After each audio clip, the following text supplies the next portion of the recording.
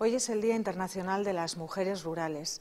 Por ello, sorionak a todas las mujeres rurales de Vizcaya, pero especialmente a las más de 2.300 mujeres titulares de explotaciones agrarias en nuestro territorio. Desde la Diputación Foral de Vizcaya, a través del Departamento de Agricultura, colaboramos con estas mujeres rurales a lo largo de todo el año.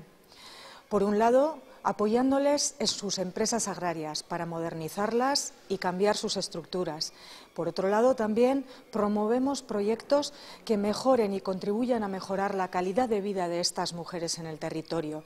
Estos últimos meses hemos venido trabajando con el Gobierno vasco y el resto de diputaciones forales en un proyecto muy importante para nuestras mujeres rurales, en el proyecto de ley de Estatuto de las Mujeres Agricultoras.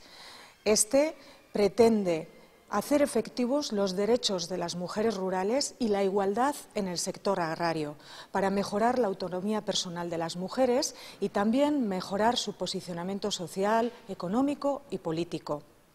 No me queda más que decir que la igualdad es una carrera de fondo y en ella estamos inmersas todas y todos, también desde la Diputación Foral de Vizcaya y desde el Departamento de Agricultura, porque la capacidad, sabemos cada una de nosotras, que no es una cuestión de género y por ello animo a todas las mujeres rurales a tener ilusión, a tener fuerza para seguir caminando en esta carrera de fondo.